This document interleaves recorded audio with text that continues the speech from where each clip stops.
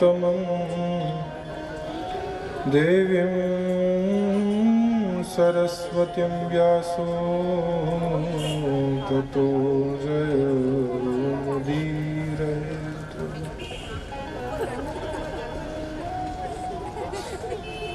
आनंद कंद मधुराधिपति भगवान श्याम सुंदर की परम पावन सन्निधि में विराजित आप हम सभी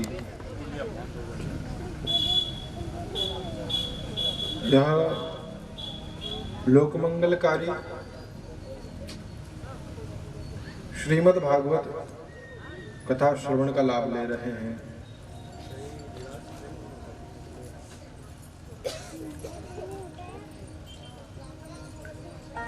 अभी आप हमारे अनन्य स्नेही पंडित श्री सतीश जी से श्रवण कर रहे थे, सुन रहे थे कि व्यक्ति यदि अपने व्यवहार पर, अपनी चेष्टाओं पर, अपनी अभिलाषाओं पर काबू करना सीख जाए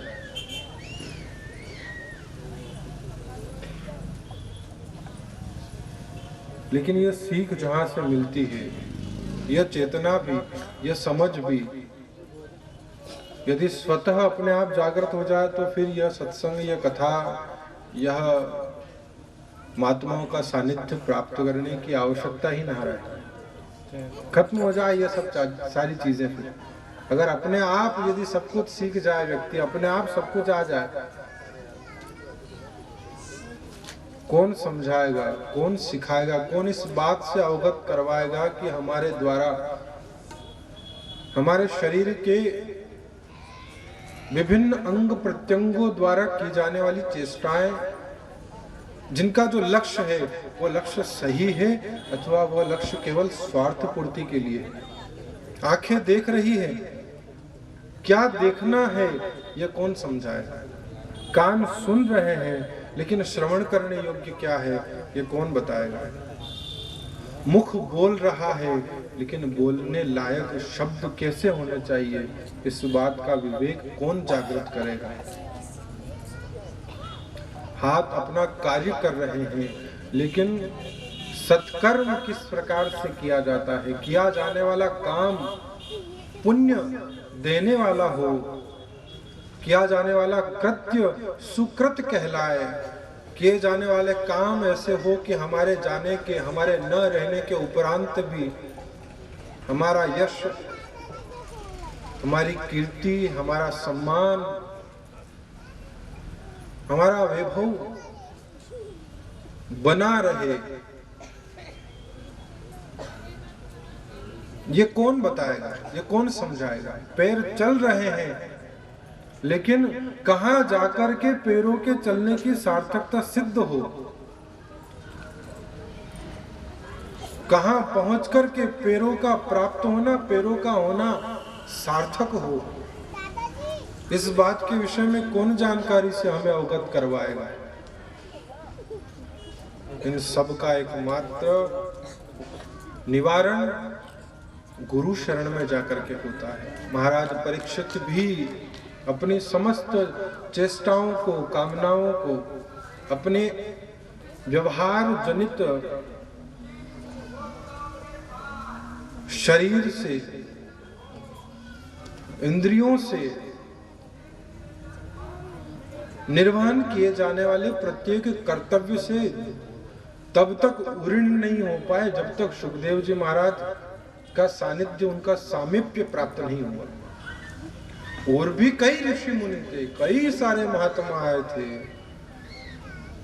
शिक्षा गुरु तो जीवन में बहुत सारे मिल जाएंगे लेकिन जो दक्षता हासिल करवा दे वो दीक्षा गुरु एक ही होता है, जो आपके मन को दक्ष बना दे। दक्ष माने पारंगत, परफेक्ट। आपके जीवन में परफेक्शन बिना गुरु के नहीं आता। तो आपको शिक्षित करने वाले, तो सलाह देने वाले रायचंद्र तो खूब मिल जाएंगे, सलाह देने वालों की कमी नहीं है, लेकिन जिसकी उपस्थिति से, जिसके सानिध्य से आपके जीवन में अपूर्णता की कमी हो जाए, अपूर्णता खत्म हो जाए, पूर्णता आ जाए, परफेक्शन आ जाए,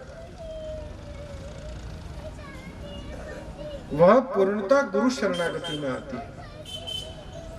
इसलिए कहा कि गुरु मिलने से झगड़ा खत्म हो गया, गुरु मिलने से झगड़ा खत्म हो गया, गुरु मिलने से झगड़ा खत्म हो गया, गुरु मिलने से झगड़ा खत्म हो गया,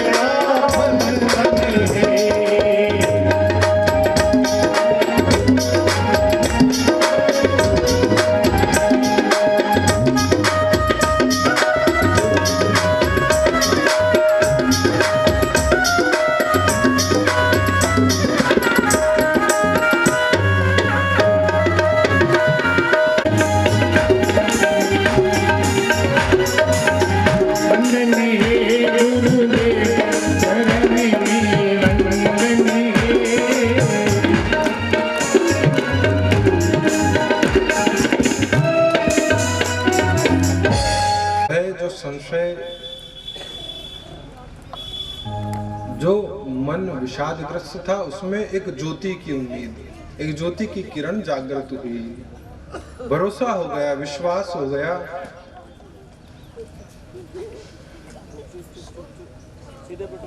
कि यह 7 दिन की अवधि जिसे मैं बहुत अल्प मान रहा था, जिसे मैं बहुत कम समझ रहा था, वह सुखदेव जी महाराज जैसे सर्वसमर्थ पुरुष के लिए बहुत है। उन्होंने कहा, राजन 7 दिन और 7 रात की अवधि तेरे पास शेष है।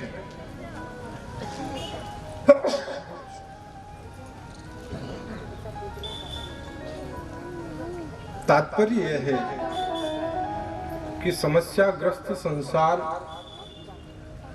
किसी संत की सन्निधि यदि प्राप्त कर ले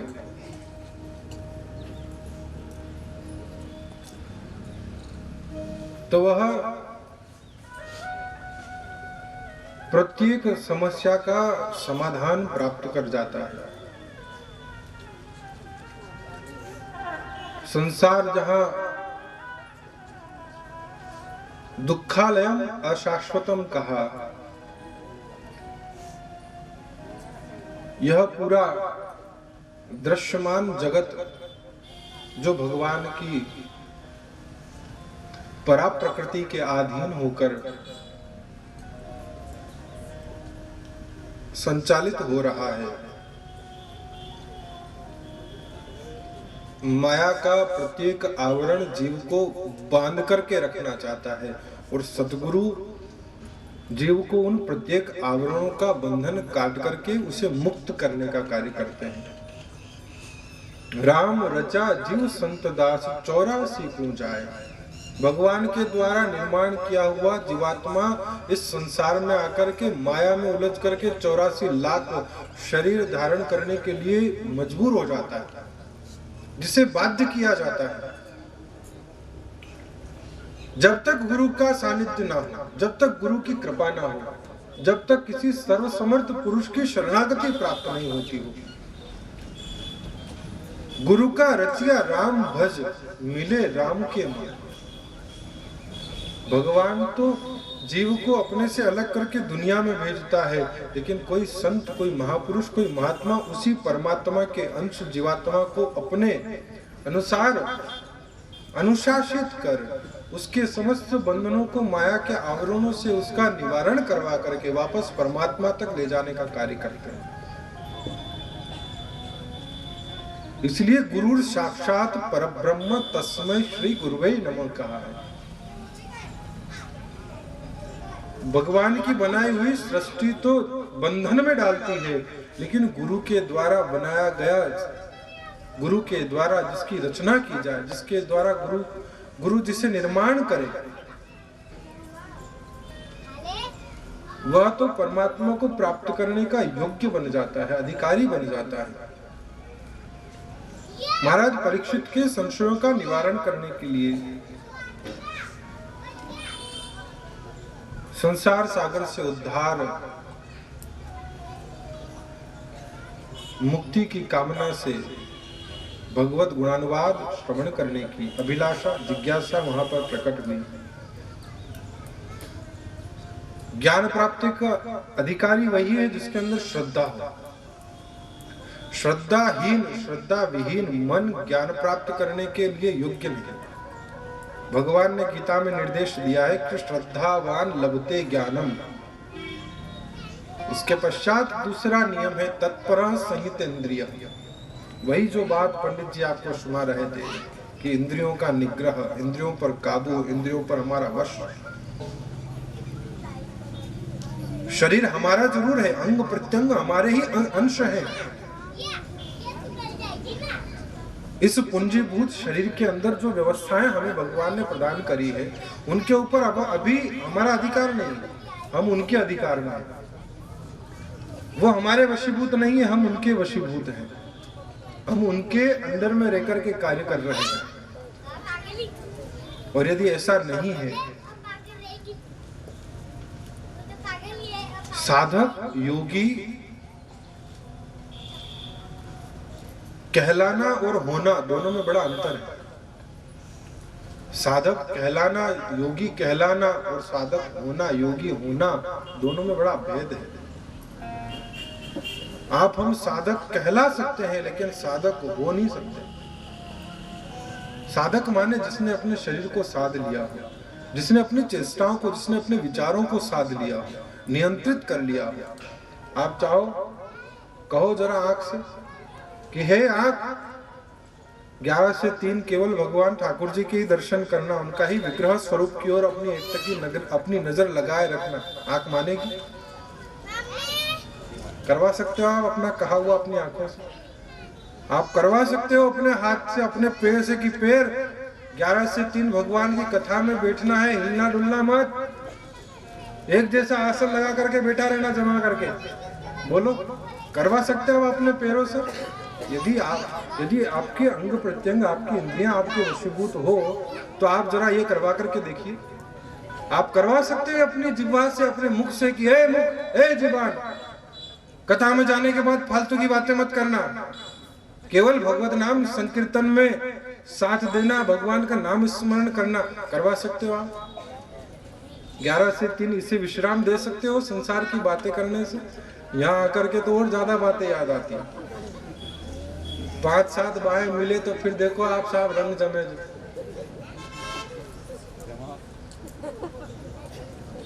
बोलो, आप करवा सकते हो अपनी जिह्वा से। अगर आपकी बात मानती हो तो समझाओ, करके दिखाओ इसके ऊपर काबू। आप अपने मन को समझा सकते हो, कह सकते हो ए मन 11 से 3 भगवान की कथा में लगा रहना, घर पे मत जाना, खेत कुएं पे मत जाना, दुकान पे मत जाना।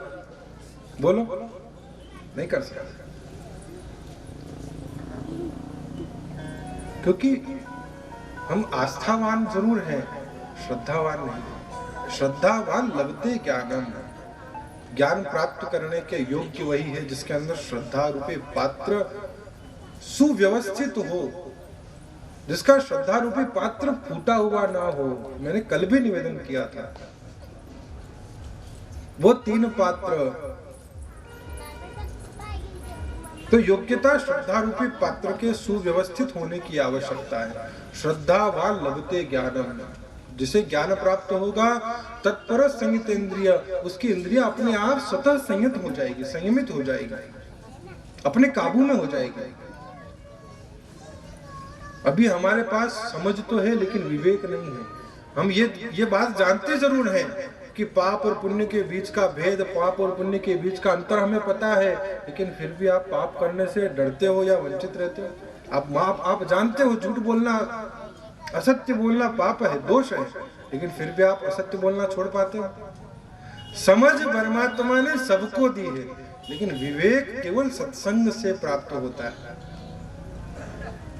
समझ सबके अंदर, समझदार सब है, अच्छे बुरे की, छोटे बड़े की, पाप पुण्य की, सकारात्मकता और नकारात्मकता की परख करने की समझ सबके पास है, लेकिन विवेक अर्थात क्या वस्तु, कौन सा निर्णय, कौन सा व्यवहार, कौन सा स्वभाव हमारे लिए उपयुक्त है, क्या स्वार्थ है और क्या परमार्थ है, इस बात का विवेक केवल सत्संग से, केवल कथा से, केवल हरिनाम संकीर्तन से प्राप्त होता है।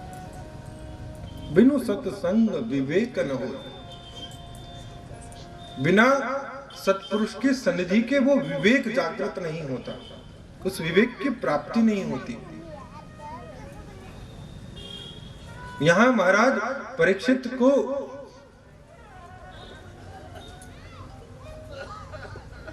श्रद्धावान मानकर के कथा श्रवण करने का अधिकारी समझा है कि जो ज्ञान, जो अमृत, जो तत्व मैंने आज तक अपने हृदय के अंतस्थ में संसार से छुपा करके रखा था। देखो, किसी की मन की अंतरंग घनिष्ठता की बात को यदि जानना हो तो आपका उसके साथ में जो संबंध है वो घनिष्ठ होना बहुत जरूरी है। आप अपने मन की बात किसी खास व्यक्ति से ही कहो, चौड़े दाढ़े चौराहे पर बैठ करके ढिंडोरा नहीं पीटोगे। आपकी कोई निजता की, आपकी कोई अंतरंग बात आप उसी के सामने प्रकट करोगे जो आपका खास हो, जो आपका घनिष्ठ हो। साधारण भाषा में कहे तो जो आपका लंगोटिया यार हो, उसी के साथ आप अपने मन की, दिल की बात कर पाओगे। बाकी हर किसी के सामने अपनी मन की बात रखना आपके लिए मुश्किल होगा। संत सत्पुरुष महात्मा के हृदय के अंतःकरण का वो अमृत, वह ज्ञान प्राप्त करने के लिए भी इतनी तल्लीनता, तन्मयता की भावना का निवेदन, समर्पण आवश्यक है।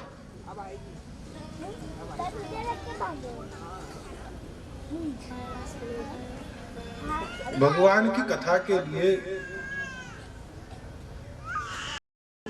भाव जरूरी बताया गया है, उसके लिए संसार के भावों की रिक्तता बहुत जरूरी है। जब तक संसार से खाली नहीं हो पाओगे, जब तक संसार को बाहर नहीं कर पाओगे, तब तक परमात्मा की कथा अंदर नहीं उतर पाएगी। यहां महाराज परीक्षित की भी परीक्षा की गई, परीक्षित को भी परीक्षा देनी पड़ी। जब देवता वहां पर अमृत लेकर के उपस्थित हुए तो उन्होंने कहा कि महाराज, ये अमृत लेकर के ये कथामृत का दान आप हमें कर दो। तो सुखदेव जी महाराज ने कहा, देखो भैया, मेरा काम है कथा कहना, मैं कथा कह रहा हूं योग्य परीक्षित जैसा उत्तराधिकारी पाकर के। तुम यह सौदेबाजी करने के लिए मेरे पास आए हो, और सौदा भी कोई बराबरी का हो तो समझ में आता है। क्व सुधा क्व कथा लोके क्व कांचो क्व मणिर्महान। कहाँ तो तुम्हारा यह अमृत और कहाँ यह कथा लोक का कथामृत। ये मृत्युलोक का अमृत है और यह भगवान के वैकुंठ का कथालोक का कथामृत है, रसामृत है भागवत। व्यापार सौदा भी कर रहे हो तो मणि के बदले कांच की गोलियां, कांच की अंटियां तुम देने की बात कर रहे हो, भला कैसे सौदा पड़ सकता है। मणि के बदले, बहुमूल्य जवाहरत के बदले कोई कांच की मणि देना चाहे, कांच की गोली देना चाहे आपको, तो आप क्या उसे अपनी मणि देकर के कांच की अंटियां लेना चाहोगे? महाराज सुखदेव जी ने भी यही कहा कि ये तुम्हारा अमृत तो साधारण मृत्यु का भय, मृत्यु का शोक निवारण करने वाला है, लेकिन यह कथामृत तो जन्म जन्मांतर के सारे भय का, रोग का, शोक का, वर्म कर्म अरु शर्म संशय शोक सारो जाय है। ये इन समस्त का पाप ताप संताप का त्रैताप का निवास जो है व्यक्ति के हृदय में बना रहता है, उस बने रहने वाले त्रैतापों को मिटाने का कार्य करता है कथामृत। इसलिए तुम्हारे इस अमृत से मेरा कथामृत ज्यादा श्रेष्ठ है। महाराज परीक्षित की दृढ़ निष्ठा, संकल्पता, तत्परता, प्रतिबद्धता ने सुखदेव जी महाराज को वह भागवत कथामृत दान करने के लिए प्रतिबद्ध कर दिया। राजन श्री परीक्षित आसन लगा करके सुखदेव जी महाराज के श्री चरणों में सम्मुख होकर के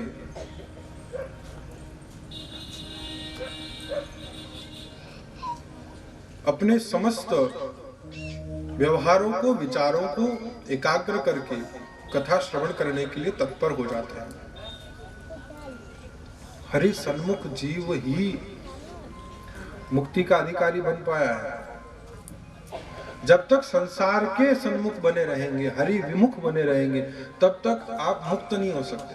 और मुक्ति माने इस संसार की या इस शरीर की मुक्ति नहीं है, आत्मा की मुक्ति नहीं है। संसार के व्यवहार से, इस जीवात्मा के बंधनों से छूटना ही परम मुक्ति। जो जीव जन्म जन्मांतर से माया के आवरणों से, माया के बंधनों से जकड़ा हुआ है, उसके इस बंधन को छूटना, उसके इस बंधनों से मुक्त होना ही वास्तविक यथार्थ मुक्ति है। जो जीते जी मुक्त नहीं हो पाया, वो मरने के बाद भला क्या मुक्त होगा? कबीर तो कहते हैं, कबीर मुक्ति नहीं गया गया गया गया। कबीर कहते हैं, कबीर मुक्ति नहीं गया गया गया। जी नाम सुना है? काफी लोग जाकर के भी आए हैं, जहाँ पिंड तर्पण इत्यादि पितरों के निमित्त किए जाते हैं, पितरों के उद्धार के लिए, पितरों की सदगति के लिए, जहाँ पर जो है अर्धोदय क्रिया इत्यादि कार्य संपन्न किए जाते हैं, वो गया। तो कबीर कहते हैं कि कबीर मुक्ति नहीं गया गया और ना ही मक्का माही। भाई हिंदुओं की मुक्ति तो अपन वही मानते हैं, गया जी, और इस्लाम धर्म मानता है कि मुक्ति जो है मक्का में है। कबीर दोनों की खंडना करते हैं कि दोनों ही जगह मुक्ति नहीं। तो मुक्ति किसमें है कि राम भजे विषया तजे तो सहज मुक्ति हो जाए। परमात्मा का नाम स्मरण और इंद्रियों के प्रति निग्रह का जो भाव मन में आ गया, तो सहज मुक्ति उसके जीवन में वहीं घर बैठे ही मुक्ति हो जाएगी।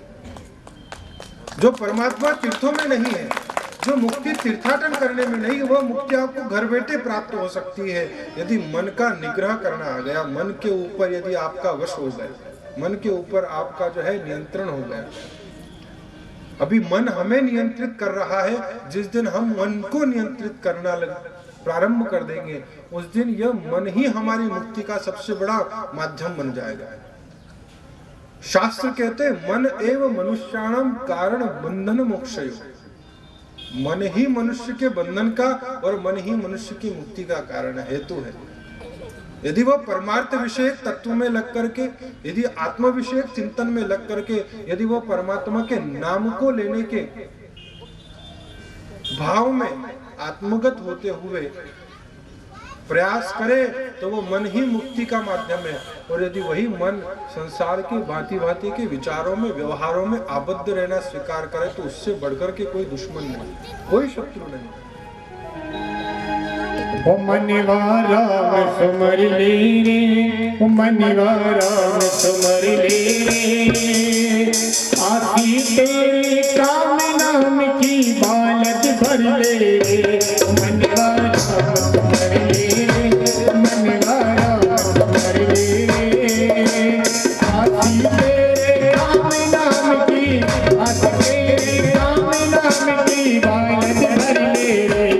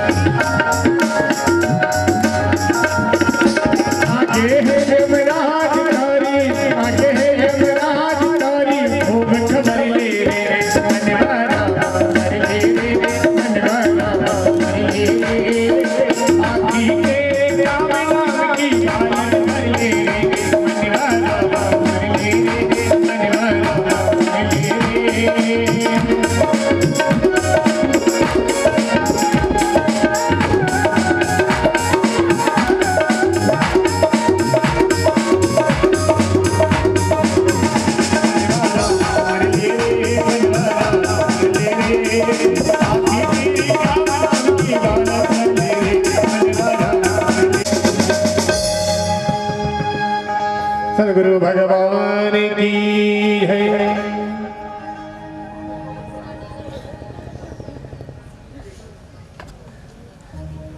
महात्माओं ने कहा है कि हाड़ चाम अरु रुधिर पुनि तापर लिपट्यो चाम। भजन बिना भगवान का यह मानुष देह निकाल। यह हाड़ मांस रक्त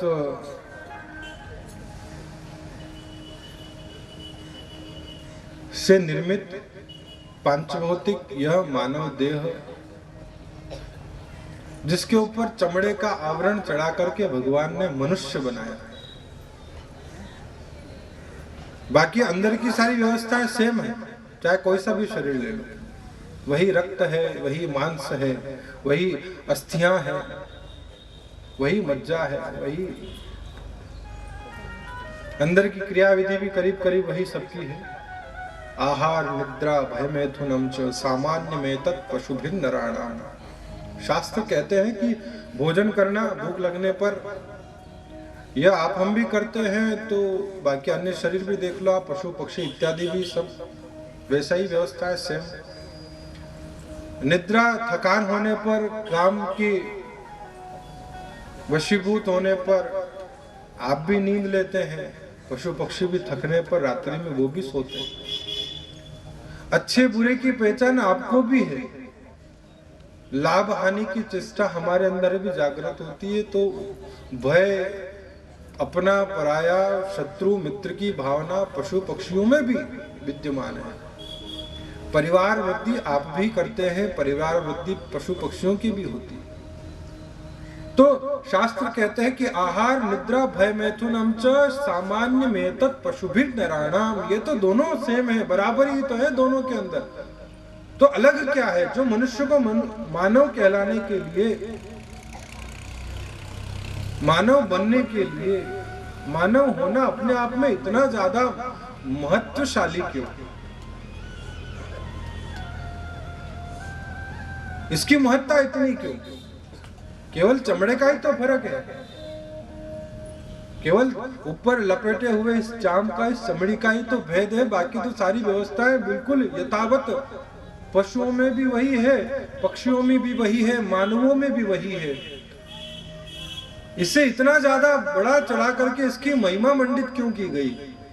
शास्त्र कहते हैं धर्मो हि तेषाम् अधिको विशेषः धर्मेण हीन पशुभिः समान। एकमात्र भगवद आराधन, एकमात्र धर्म ऐसी, एक धर्म ही ऐसा वह कृत्य है, वह स्वभाव है जो धारण किया जाता है मानव के द्वारा, और उस धारण किए जाने वाले धर्म के कारण ही यह मनुष्य सबसे ज्यादा विशिष्ट है, विशेष है। ब्रह्मा की सबसे सर्वोत्कृष्ट सर्वोत्तम संरचना है मानव। मानसिक सृष्टि में सब बना दिया ब्रह्मा जी ने, पशु पक्षी गंधर्व सिद्ध चारण देवता असुर नाग इत्यादि सब त्रिलोकी की जितनी भी संरचना है सृष्टि की सब कर दी।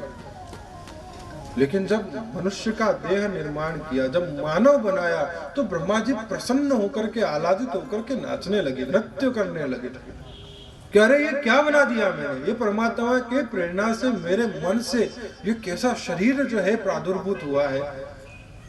मानव बना करके ब्रह्मा जी सबसे ज्यादा प्रसन्न हुए। क्यों? क्योंकि एकमात्र यह ऐसा शरीर है, ऐसी काया है जिसके द्वारा भगवत भजन संभव है, जिसके द्वारा दान पुण्य धर्म सत्कर्म संभव है, जिसके द्वारा कथा श्रवण करना संभव है, जिसके द्वारा किसी धर्म का, भागवत का आयोजन करवाना संभव है, जिसके द्वारा सेवा संभव है। चाह करके भी अन्य शरीरधारी यदि कई कथा सुनने के लिए आ जाए, मान लिया जाए यहाँ कोई नाग बाबू जी मन में विचार करके आए कि साहब मैं भी कथा सुनूं, भागवत करवाई साहब कमल जी ने, तो मैं भी जाकर के भागवत श्रवण का लाभ लूं, तो साहब वो नाग बाबू जी आए तो आप सुनने दोगे कथा? या तो पंडाल में वो रहे या फिर हम रहे, दोनों में से एक ही मिलेगा। संभव ही नहीं अन्य किसी शरीर के द्वारा, अन्य किसी प्राणी के द्वारा, अन्य किसी जीव के द्वारा। केवल एकमात्र यह मनुष्य शरीर, मानव काया ऐसी बनाई भगवान ने, ब्रह्मा जी ने, कि जिसके द्वारा भगवत भजन संभव हो पाया है, जिसके द्वारा मानव का कहलाना, दया धर्म संतोष सत्य और राम भजन अधिकार, ये अधिकार दिए हैं मानव होने के, कि मानव जीवन प्राप्त करके उसकी सार्थकता इन चीजों में है कि दया शील माने आपका व्यवहार संयत होना चाहिए, संतोष जो प्राप्त है वही पर्याप्त है, सत्य के प्रति आपका जो है अविचल आग्रह, दया शील संतोष सत्य और राम भजन अधिकार। सबसे बड़ी बात बताई कि एकमात्र, बाकी चलो दया तो देवताओं के अंदर भी है, दमन करने का भाव असुरों में भी है, संतोष तो सिद्धों के अंदर भी विद्यमान है, सत्य के प्रति तो आग्रह गंधर्वों का भी रहा है, नागों का भी रहा है। लेकिन ये जो राम भजन अधिकार की बात कही गई, ये तो आप देवता भी बन करके स्वर्ग में जाकर के क्यों ना बैठ जाओ, वहां भी संभव नहीं है कि आप राम भजन कर लो। कबीर तो रो पड़े जब भगवान के धाम से वैकुंठ से विमान लेने के लिए आया कबीर को, तो कबीर रो दिए। कबीर कहते हैं कि राम बुलावा भेजिया दिया कबीरा रोय, और जो सुख साधु संग में सो बैकुंठा ना हो। महाराज कबीर रोने लगे कि मुझे बैकुंठ नहीं चलना। क्यों? अरे महाराज वहां तो बड़े बड़े माल पकवान चढ़े, 56 भोग भगवान के वहां पर लगाया जाए, वो प्रसाद मिले, हर प्रकार की जो चाहिए दुनिया की सारी सुख सुविधाओं की वस्तुएं आपको वहां बैकुंठ में मिलेगी। अरे महाराज जहां जिसको प्राप्त करने के लिए जन्म जन्म मुनि यतन कराई, जिसके लिए बड़े बड़े सिद्ध, बड़े बड़े गंधर्व, बड़े बड़े योगी यति तपस्वी साधक लोग जिस वैकुंठ को प्राप्त करने के लिए भगवान से प्रार्थना करते रहते हैं दिन रात, वो भगवान ने आपके लिए विमान भेजा है कि महाराज चलो वैकुंठ, कबीर को ले आओ। और कबीर कहते हैं कि मैं नहीं चलूं साहब वैकुंठ। क्यों नहीं चले भाई दादा, वहां तो सब है। अरे महाराज भले ही हो त्रिलोकी की सारी संपदा, सारा ऐश्वर्य जिस वैकुंठ के सामने फीका है, लेकिन उस वैकुंठ में आना मुझे स्वीकार नहीं। क्यों? कह रहे महाराज यहाँ कलयुग में इस मृत्यु लोक इस धराधाम पर रह करके मैं भगवान का भजन कर सकता हूँ, मैं साधु संग कर सकता हूँ, मैं भगवान के नाम पर, मैं भगवान के कीर्तन पर नृत्य कर सकता हूँ, लेकिन वहाँ वैकुंठ में ये सुविधा नहीं है मुझे। वैकुंठ में वो तो क्षीणे पुण्य मृत्युलोकम विशंति, यहाँ किए गए मेरे सारे सत्कर्मों का फल आप वहां दोगे, और सत्कर्मों का फल पूरा हुआ के दे धक्का वापस नीचे भेज दोगे, वापस धक्का देकर के वापस इसी मृत्युलोक में मुझे धकेल दोगे। तो महाराज इसलिए तो मैं यहाँ इसी मृत्युलोक में ही रहना पसंद करूंगा।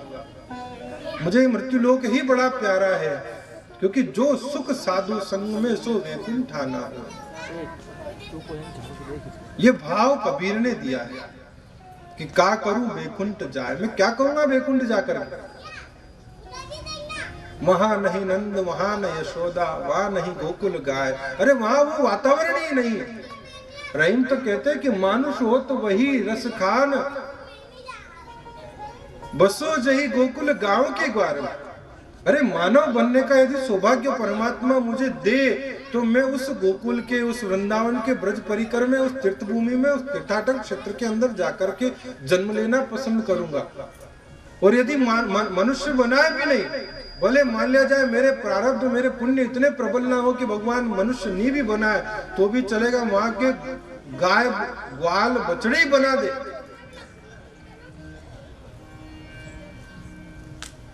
तो ये भाव दिया है कि साहब मनुष्य जन्म प्राप्त करके यदि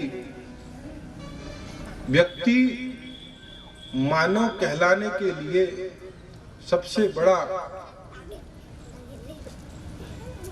पुरुषार्थ जिसे बताया गया है, एकमात्र ऐसी व्यवस्था है जिसके द्वारा काम, धर्म, अर्थ और मोक्ष पुरुषार्थ चतुष्टय प्राप्त करना संभव है, तो वह केवल मानव शरीर है, ये मानव देह है।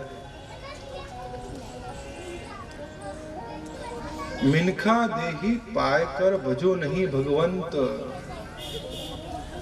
यदि इस मनुष्य शरीर को प्राप्त करने के उपरांत यदि परमात्मा का नाम स्मरण नहीं किया, तो उसके लिए तो सत्पुरुषों ने, महात्माओं ने मुर्दे की संज्ञा दी कि चाहे भले किसी कुल में जाकर के वो जन्म ले ले, कितना ही अति कुलीन